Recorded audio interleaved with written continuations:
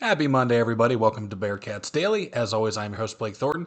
Appreciate you tuning in today. Hey, shout out to FanArts for the updated graphics we got today. Looks sharp. Appreciate you guys.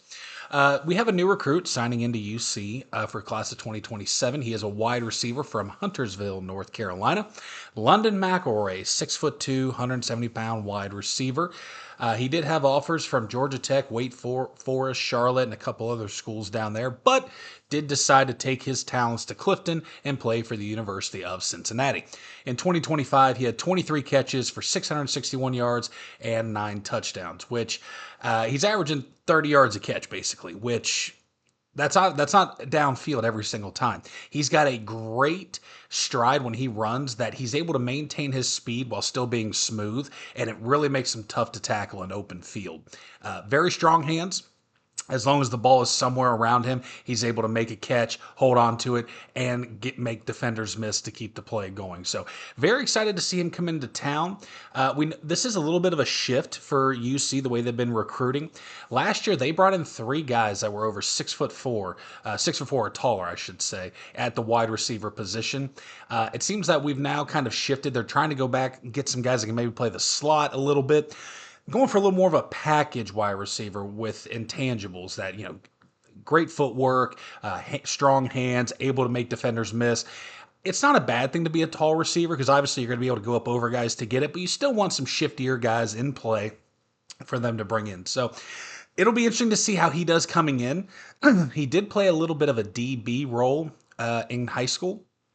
So he was recruited to UC. However, I like guys that play both sides of the ball because having an understanding of what the defense is trying to do in terms of coverage, leverage, and routes, it gives the receiver a little bit of an advantage because he already knows, okay, if I'm going to run this route, how would I defend it? And he can prepare for that. That doesn't mean every team's going to do that or everything's the same, but having that knowledge, I think, will benefit him long term for UC. So it'll be exciting to see him. And again, another receiver coming in.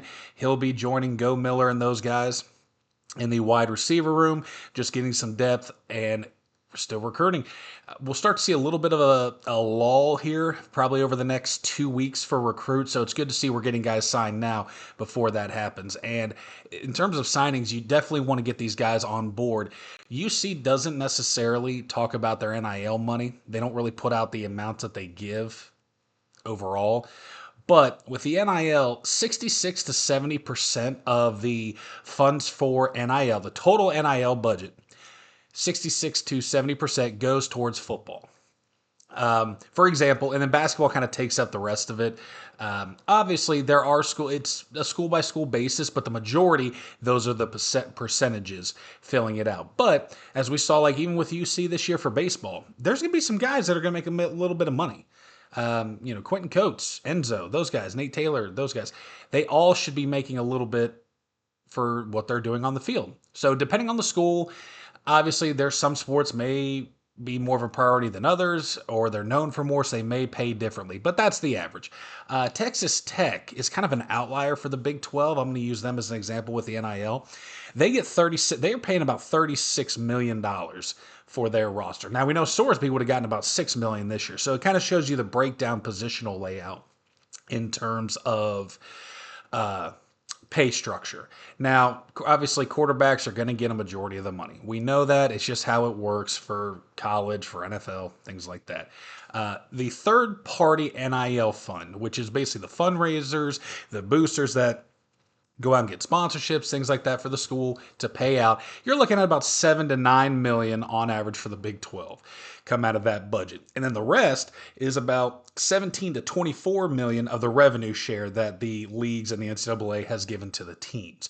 So that's kind of the breakdown of money. This is all average, and I'm using the Big 12 because that's the conference UC plays in. But like even UC doesn't put out their exact numbers. Now we know that they got a full revenue share from the Big 12 this year. It finally kicked in.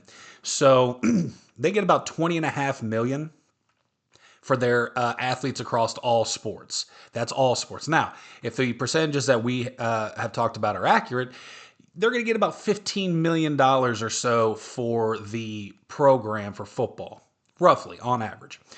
And then obviously it'll be broken down a little bit more for other programs. And then we have the third party fund. So let's just say UC is about 25 million for the football roster. And to kind of put that, in perspective a little bit, if they have with the Sorsby deal, he was only making 800 something thousand.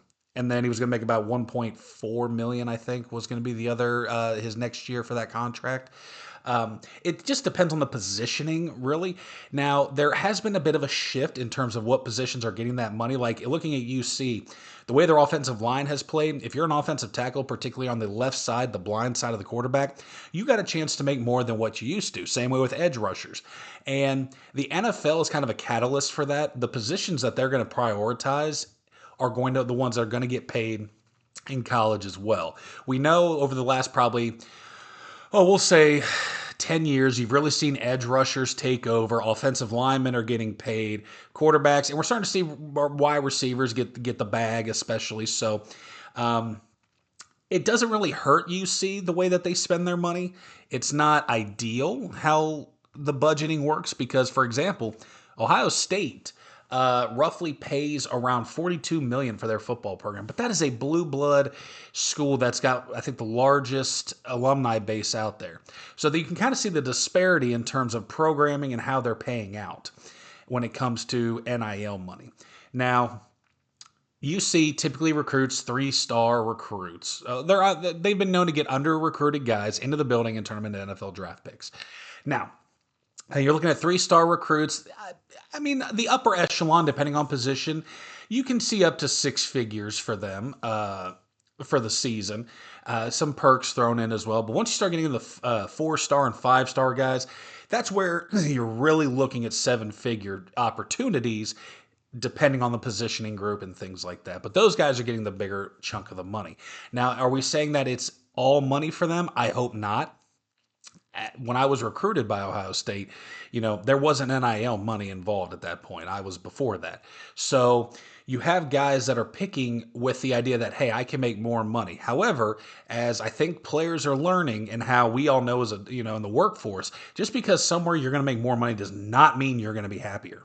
And I think that at this point in a kid's life, going to college, it's important to not only, great, you're going to make money, find a place you fit in. I think UC's done a very good job of that with their recruiting, especially landing these guys over the last couple of weeks, bringing them in for a visit and getting them to commit at that point.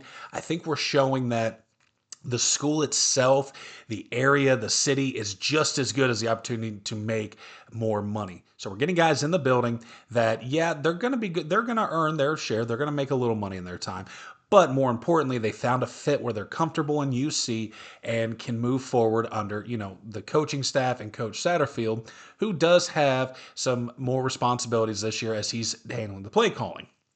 Now, I don't necessarily know if Satterfield should be the play caller because we go back to the stats last year. Yes, we were top 30 for offense efficiency, 407 yards total offense a game was good for 60th in the nation.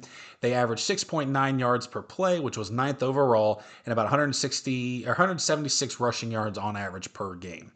Now, Brad Glenn was the offensive coordinator, did the play calling for early in the season last year, and then Satterfield took over. Now, we can kind of look at this from two perspectives. Yes, our offense efficiency was good, but clearly it wasn't enough. Now, is that strictly based on Satterfield's play calling, or did we just have the amount of talent, which we did, especially at the quarterback position, that was able to execute the plays and their talent was able to carry it? I'm going to use the Bengals as the other example for this, just as a comparison. Zach Taylor calls the plays there, and I think they have been successful despite Zach Taylor's horrible play calling. And I think Satterfield's the same way. This year will be a much clearer tell when it comes to his play calling. He runs a very balanced offensive style with the rush and the pass. But as we've seen, that offense really died off at the end of last year, and our defense could not make a stop. It was just an implosion. And as a head coach, that's his responsibility. Regardless if he's calling offensive plays or not, he still is responsible for the whole team. So you can't have that letdown if you're calling plays. We have two guys that they promoted, the quarterback's coach and the line coach. Both were very successful, and I think are more than worthy of the promotion. I just don't understand how we're going to do 3 guys doing the game planning, but then, excuse me, he's going to be calling plays on the field again. So French had a good spring at quarterback. I think he really was developing well in the new system, hitting receivers. It's going to be an interesting mix, and I don't necessarily know how it'll play out. So that's something to keep an eye on. Was it Satterfield's play calling that was the reason our offense was so good, or was it the talent and it just happened to be we were able to overcome the shortcomings from there? I'd love to hear y'all's thoughts and opinions on that. Please put that down in the comments below. If you haven't already, please hit that like and subscribe button. And until next time, I am Blake Thornton. I appreciate you tuning in.